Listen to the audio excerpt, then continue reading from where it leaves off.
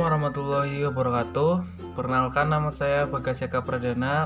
Saya mahasiswa Politeknik Negeri Cilacap, Prodi Teknik Pengendalian Pencemaran Lingkungan. Di sini saya akan membuat video tentang penjelasan apa itu biokimia atau tentang dasar-dasar biokimia.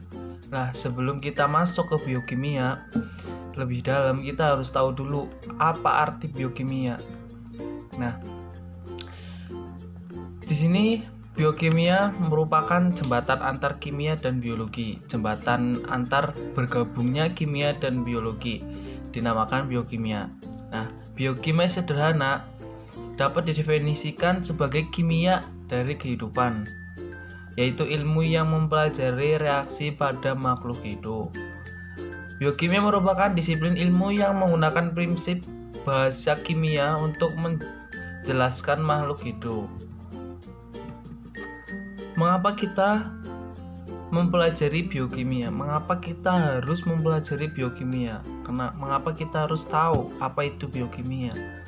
Nah, biokimia dipelajari pada berbagai bidang yang berhubungan dengan makhluk hidup, seperti kedokteran, pertanian, peternakan, perikanan, pangan, kesehatan, farmasi, dan kelautan. Semua itu ada hubungannya dengan biokimia, termasuk lingkungan juga. Dengan mempelajari biokimia, kita dapat melihat dan merasakan begitu sangat menakjubkan proses kimia yang terjadi pada makhluk hidup. Mungkin proses kimia yang kita tidak lihat secara kasat mata, tapi di situ kita bisa tahu ternyata ada beberapa hal yang terjadi ketika kita tidak melihatnya. Pembahasan biokimia dapat dibagi dalam 3 topik utama. Nah, yang pertama, struktur biokimia yang difokuskan pada struktur molekul penyusun makhluk hidup, yang dikaitkan pada hubungan antar molekul dan fungsi biologi. Molekul penyusun makhluk hidup. Yang kedua, proses metabolisme yang terjadi pada makhluk hidup dan regulasinya serta energi yang terlibat. Yang ketiga, informasi biokimia yang dihubungkan dengan proses kimia dan senyawa yang menyampaikan dan mentransmisikan informasi biologi yang dikenal sebagai pewaris sifat sel. Jadi ada 3 pembahasan. Yang pertama itu struktur biokimia, proses metabolisme, yang ketiga itu informasi biokimia. Kita lanjut ke molekul. Makromolekul pada sel hidup dapat bergabung dengan makromolekul lain, membentuk kompleks supramolekul seperti membran, dinding sel, kromosom, dan virus. Deretan reaksi pada pembentukan atau degradasi molekul komponen sel hidup tersebut dikenakan dengan metabolisme. Sebagai reaksi pada deretan reaksi metabolisme dikatalisis oleh enzim. Dengan demikian, deretan reaksi pada metabolisme berlangsung cepat. Walaupun reaksi berlangsung cepat, deretan reaksi tersebut diregulasi sebagai kadar metabolit di dalam sel tetap. Dan untuk gen, masuk ke gen adalah segmen pada DNA. Nah, yang mengkode RNA yaitu messenger RNA.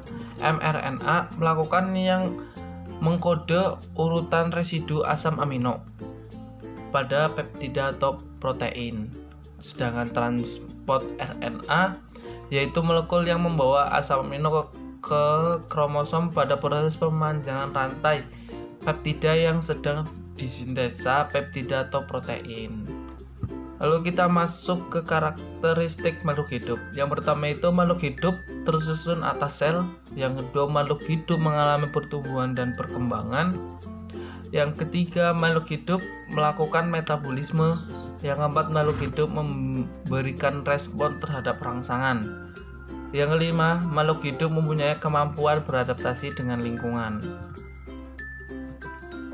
Seperti itulah makhluk hidup. Kita pun mempunyai rangsangan, mempunyai adaptasi terhadap lingkungan karena kita itu makhluk hidup.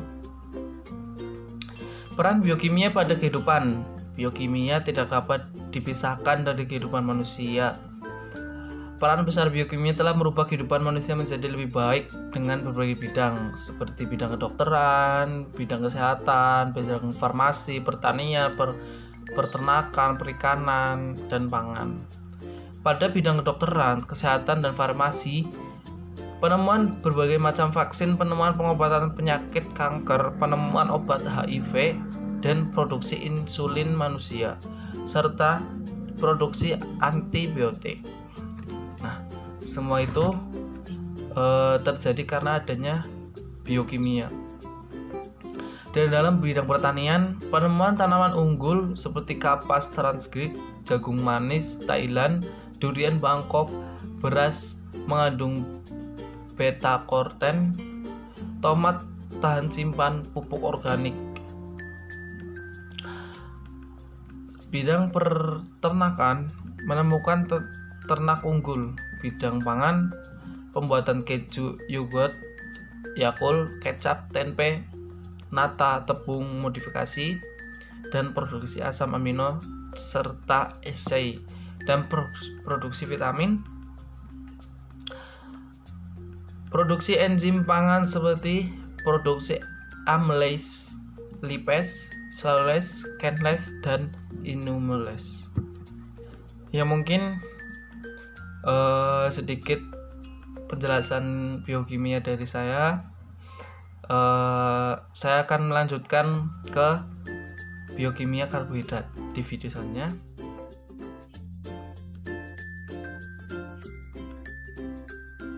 Nah, kita lanjut ke karbohidrat karena tadi terkena masalah, jadi videonya akan saya nanti gabung saja. Apa itu karbohidrat? Mungkin kita bertanya-tanya sering mendengar sering mendengar kata-kata karbohidrat, tapi kita tidak tahu apa sih karbohidrat. Nah, karbohidrat atau sakarida dalam bahasa Yunani itu sekron atau gula, adalah komponen ensel semua organisme makhluk hidup. Karbohidrat merupakan kelompok molekul biologi yang paling melimpah di bumi. Meskipun semua organisme dapat mensintesa karbohidrat, namun kebanyakan karbohidrat dihasilkan oleh organisme fotosintetik, termasuk bakteri tertentu, alga, dan tumbuhan. Organisme ini merupakan energi cahaya matahari menjadi energi kimia. Kemudian energi kimia digunakan untuk membuat karbohidrat dari karbon dioksida. Nah, kita lanjut ke klasifikasi utama karbohidrat. Adalah yang pertama monosakarida, yang kedua disakarida, yang ketiga oligosakarida. Nah, kita bahas apa sih monosakarida? Monosakarida merupakan unit terkecil dari struktur karbohidrat. Disakarida terdiri dari dua residu monosakarida yang berkaitan kovalen dengan nama ikatan glikosida. Sedangkan oligosakarida yaitu terkait 3 sampai kira-kira 20 residu monosakarida. Terus polisakarida adalah polimer yang mengandung banyak, biasanya lebih dari 20 residu monosakarida. Dikasarida, olisakarida, dan polisakarida tidak mempunyai rumus empiris CH2O karena air dikeluarkan selama pembentukan polimer. Namun secara struktural, karbohidrat merupakan polihidroksi aldehyde atau polihidroksi keton, atau senyawa yang menghasilkan polihidroksi aldehyde atau polihidroksi keton pada pembuatan hidrolisnya. Melakukan karbohidrat dapat diberikan dengan molekul lain membentuk glikokojugate. Nah, glikokojugate adalah turunan karbohidrat di mana satu atau lebih rantai karbohidrat berkaitan dengan kovalen dengan peptida atau protein atau lipid. Nah, turunan ini termasuk protokolidium, peptidoglikan, glikoprotein, dan glikopilid. Karbohidrat pada proteoglikan, peptidoglikan, glikoprotein, dan glikolipid merupakan heteroglikan. Lanjut, kita akan bahas satu-satu Yang pertama itu monosakarida dan turunannya. Unit pembangun semua karbohidrat adalah monosakarida. Monosakarida dapat diartikan sebuah mono, yaitu unit gula, sakarida.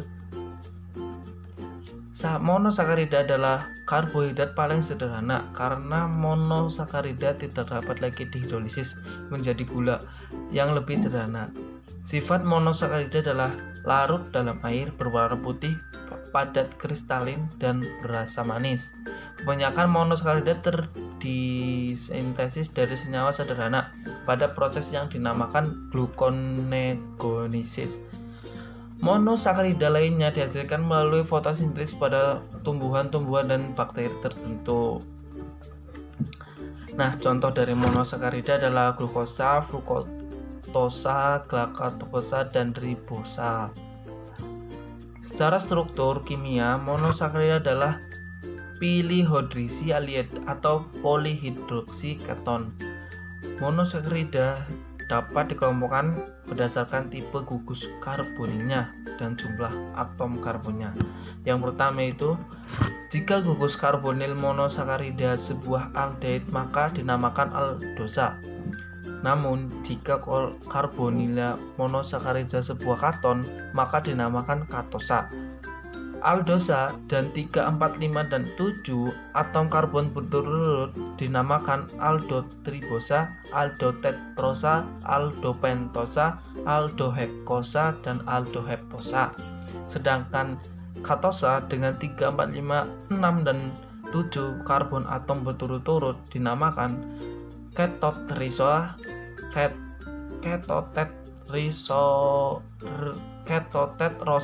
ketopentosa, ketoheksosa, dan ketoheptosa. Hampir sama ya, namun berbeda di kata awalnya. Monosakarida paling sederhana mengandung 3 karbon. Glycerin adalah sebuah aldoterosa, sedangkan dihydrogenton adalah sebuah katetrosa. Gula dengan 5 karbon yaitu ribosa terdapat pada RNA dan deoksiribosa terdapat pada DNA. Gula dengan 4 atau 7 karbon memainkan peran pada fotosintesa dan jalur lainnya. Senyawa 1 atau 2 karbon tidak mempunyai sifat-sifat khas khusus monosakarida. Nah, kita lanjut ke turunan monosakarida. Terdapat banyak turunan monosakarida, yaitu sugar picotate, deoksisugar, dan aminosugar. Sugar alkohol dan sugar acid monosakarida. Dan turunannya mempunyai singkatan yang digunakan untuk menggambarkan polisakarida yang lebih kompleks. Singkatan yang diterima adalah 3 huruf dengan akhiran pada beberapa kasus singkatan untuk beberapa pentosa dan heksosa, serta turunan utamanya dimuat pada tabel. Setelah itu kita lanjut ke disakarida dan turunannya. Disakarida dibentuk ketika karbon anometrik dari suatu molekul monosakarida berinteraksi dengan satu dari beberapa gugus hidroksil molekul monosakarida lainnya.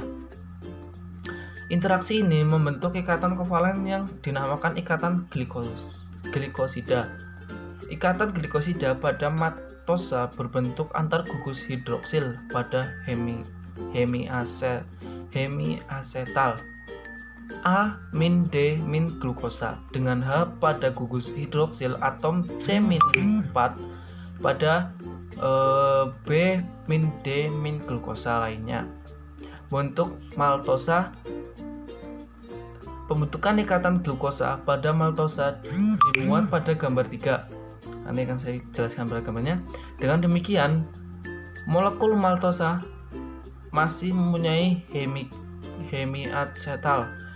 Disakarida yang paling umum ditemui adalah maltosa, gula gandum, selbisa, lokasa, gula susu, dan sukrosa, gula tebu. Kita lanjut ke matosa. Matosa adalah disakarida yang dilepaskan selama hidrolisis pati. Maltosa disusun oleh dua molekul diglosa yang dihubungkan dengan ikatan aglukosidik. Ikatan glikosidik menghubungkan C-1 dari suatu residu dengan atom oksigen yang berkaitan dengan C-4 dari residu. Oleh sebab itu, maltosa adalah glukosa. Sebelah kanan pada maltosa adalah ujung produksi. Nah, sebolipesa adalah dimer glukosa. Sebolipesa adalah disakarida yang berulang pada struktur selulosa, suatu polisakarida tanaman. Selobiosa dilepaskan selama hidrolisis selulosa. Berdasarkan antara maltosa dan selobiosa adalah ikatan glikosidik pada selobiosa, sedangkan pada maltosa adalah A. Nah, kita lanjut ke sukrosa. Sukrosa merupakan disakarida yang paling melimpah di alam. Sukrosa dinamakan juga gula meja. Sukrosa disintesa hanya pada tumbuh-tumbuhan. Sukrosa banyak terdapat di tanaman tebu. Sukrosa adalah amin D min glukosiponisi, yaitu 1 lebih dari 2 min B min D min fructosidase yang disingkat GLC dalam kurung A1 kurang dari 2 B FRU. Sukrosa dibedakan dari 3 disakarida lainnya karena ikatan glikosidanya menghubungkan atom karbon aromatik dari 2 residu monosakarida. Oleh sebab itu, konfigurasi dari residu glikosa di dalam sukrosa adalah tetap dan tidak dapat residu yang bebas dalam timbangan antar anomer. Laktosa. Lanjut ke laktosa, merupakan disakarida utama yang terdapat pada susu. Laktosa disintesis pada gelar susu. Laktosa yang terdapat secara alami, laktosa anomer A berasa manis dan lebih stabil daripada anomer B. Struktur siklik maltosa sel-liposa posada. Lalu kita lanjut ke oligosakarida dan turunannya. Nah, oligosakarida pada sel oligosakarida paling banyak terdiri dari 3 atau lebih unit residu monosakarida. Oligosakarida ini tidak berada dalam keadaan bebas tetapi sering berikatan dengan molekul non-gula seperti lipid membentuk glikolipid. Protein membentuk glikoprotein yang keduanya mempunyai fungsi mengatur. Glikoprotein dan glikolipid adalah glikokonjugat.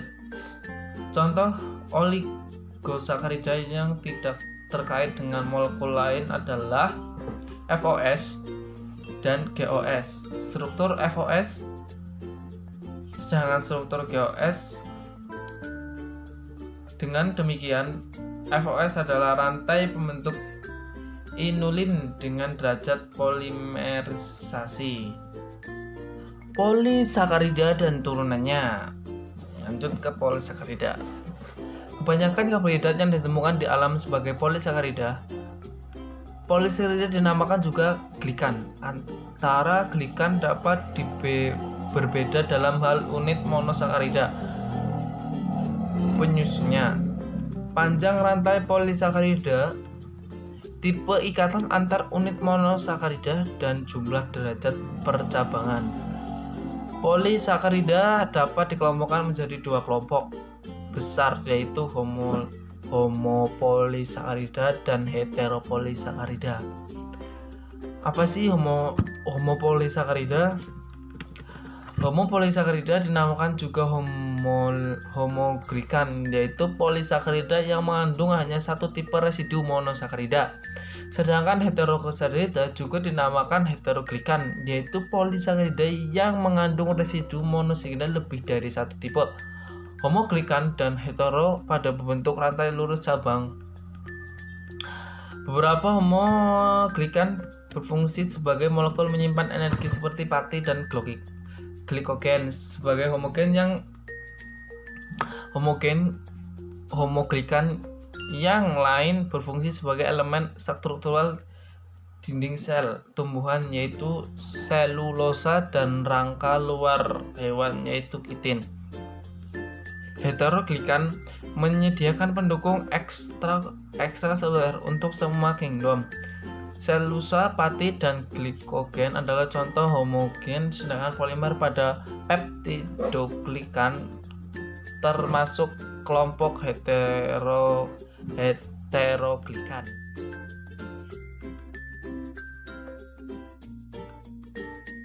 Nah, sekarang kita lanjut ke protein. Kita akan membahas protein. Apa sih sebenarnya protein itu?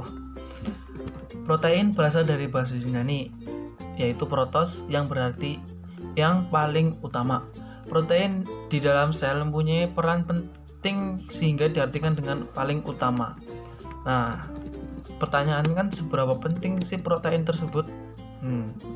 Protein melakukan paling banyak pekerjaan di dalam sel. Yang antara lainnya itu fungsi protein, perlindungan terhadap infeksi, terus katalis reaksi metabolistik, dukungan dan kekuatan mekanik. Semua berfungsi. Protein tersebut adalah esensial untuk kehidupan sel.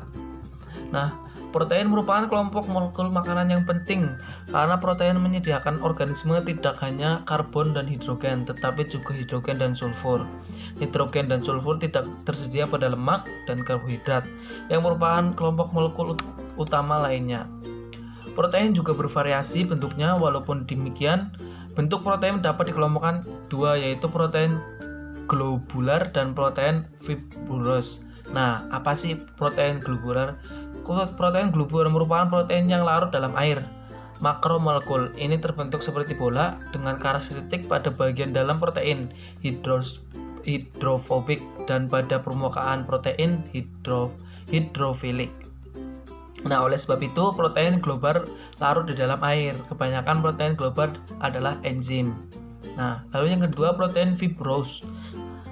Protein fibrous adalah protein struktural yang menyediakan dukungan mekanik pada sel dan organisme. Protein fibrous dirancang khusus seperti kabel besar atau lembaran. Sebagai contoh, amin keratin, komponen utama rambut dan kuku. Kolagen, komponen utama tanduk, kulit, tulang, dan gigi. Contoh lain protein struktural adalah komponen protein virus. Nah, kita lanjut ke asam amino protein alami. Nah, protein adalah polimer dari asam amino. Semua organisme menggunakan 20 asam amino yang sama sebagai unit pembangun suatu molekul protein. Ke-20 asam amino ini adalah asam amino normal yang terdapat pada protein alami. Nah, untuk yang kedua itu pengelompokan protein berdasarkan fungsinya. Protein adalah polipeptida. Apakah perbedaan suatu protein dengan protein lainnya? Pada prinsipnya, perbedaan satu protein dengan protein lainnya terletak pada jumlah dan urutan residu asam amino penyusunnya. Seberapa banyak protein dan terbentuk dari kombinasi 20 asam amino. Kombinasi asam amino menghasilkan protein dengan urutan residu asam amino tertentu yang akan menunjukkan sifat dan fungsinya. Lanjut, protein punya bermacam fungsi biologi, yaitu enzim, terus protein pertahanan antibodi, lalu protein transport, yaitu membawa material dari satu tempat ke tempat lainnya di dalam tubuh. Lanjut, protein pengukur mengontrol mengontrol banyak aspek dari fungsi sel untuk metabolisme dan produksi. Lalu protein struktur menyediakan pendukung mekanik untuk sebagian besar binatang dan penyediaan penutup luar. Lalu protein penggerakan perlu untuk bentuk penggerakan. Protein nutrien menyediakan asam amino untuk embrio dan janin. Protein pada permukaan sel dapat bertindak sebagai reseptor untuk berbagai macam ligand dan sebagai modifiler interaksi dan sel dan dengan sel. Tingkatan struktur protein. Molekul protein memiliki 4 tingkat struktur, yaitu struktur primer, struktur sekunder, dan struktur tersier dan struktur kuartener. Nah, struktur primer menggambarkan sekuensial linear dari residu asam amino pada protein. Tenaga yang memelihara struktur primer adalah ikatan peptida yang merupakan ikatan kovalen.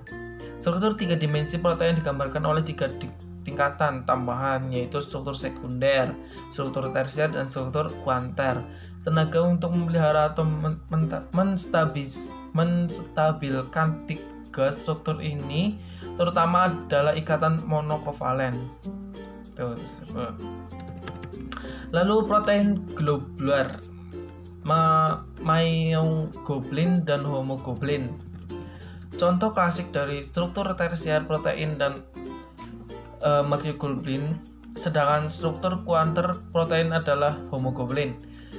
Myoglobin adalah protein yang diketahui struktur tersier lengkapnya. Struktur tersier monoglobin ditemukan dengan kristalografi sinar X. Sinar X, monoglobin dan hemoglobin merupakan protein globular. Kemudian dua protein ini melakukan fungsi biologi meningkat molekul oksigen secara tingkat dan versibel. Lalu protein, keratin, dan kolagen. Yang pertama kita bahas keratin. Dan pada bagian ini dijelaskan dua protein fibros yang umum, yaitu keratin dan kolagen. Keratin adalah protein yang tahan secara mekanik dan tidak bereaksi secara kimia. Protein ini terdapat semua membrana tingkat tinggi. Keratin dikatakan sebagai amin keratin atau B-keratin.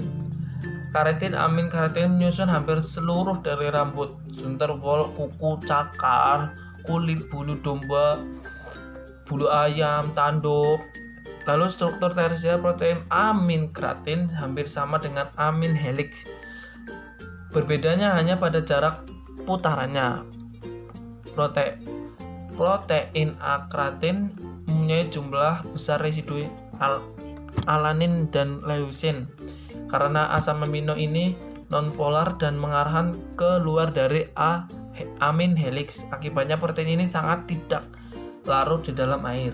Protein amin keratin juga mempunyai jumlah residu kreatinin. Akibat terbentuknya ikatan dioksida antara pilihan yang berdasarkan cakar, tanduk, kuku jari mempunyai ikatan sulfur yang ekstrim hingga membuat sangat keras. Lalu kita bahas dengan kolagen triple helix. Nah, kata kolagen berasal dari bahasa Yunani, yaitu kola, yang artinya lem. Kolagen adalah komponen protein utama jaringan penghubung dari membrana dan merupakan protein paling melimpah. Kolagen terdiri dari sekitar 30% dari total protein mamalia. Kolagen merupakan protein ekstraseluler yang diorganisasi masuk ke jaringan. Nah, kolagen itu cocok perannya sebagai komponen utama jaringan pengikat seperti pada tulang, gigi, tulang rawan, urat, mekanik organik, dan dari tulang dan kerana mata. Kita lanjutkan denaturasi protein. Setelah kita pelajari bahwa struktur 3 dimensi protein merupakan hal yang sangat esensial untuk fungsi protein tersebut, kehidupan berada pada range pH dan suhu yang sempit. Bagaimana kedua konsep ini dihubungkan dengan struktur protein? Suhu dan pH yang ekstrim mempunyai efek besar pada konformasi protein, yaitu menyebabkan molekul protein hilang karakteristik bentuk 3 dimensinya. Perubahan ini menyebabkan fungsi protein menurun atau hilang sama sekali.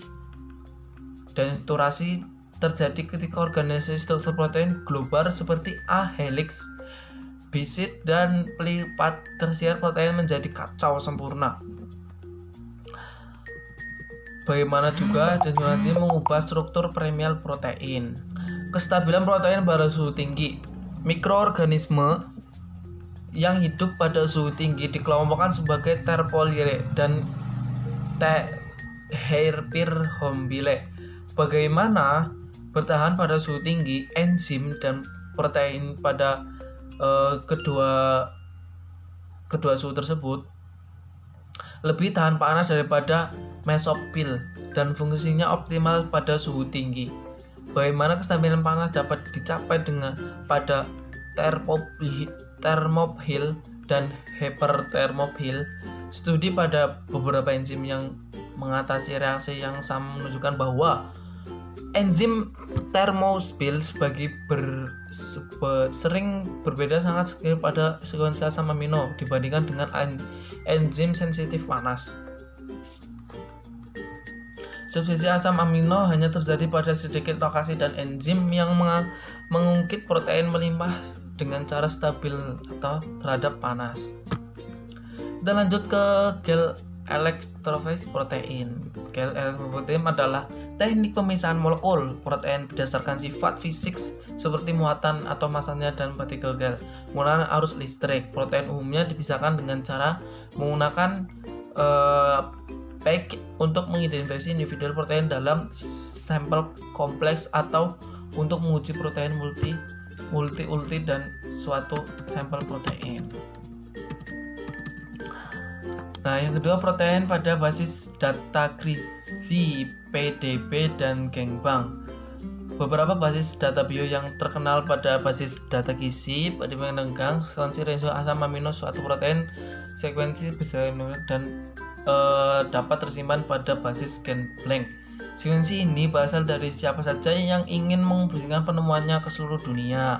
Oleh sebab itu, data ini yang bertambah secara eksponensial. Jumlah ini akan terus bertambah dengan cepat seiring majunya teknologi riset yang berhubungan dengan protein dan DNA. Nah, kita lanjut untuk format gang terdiri. Untuk format gang itu ada beberapa, yaitu locus, definisial, association, dan versi. Lalu gel atau genvo, indentar, keyword, soldier, reference, fitur, sequence.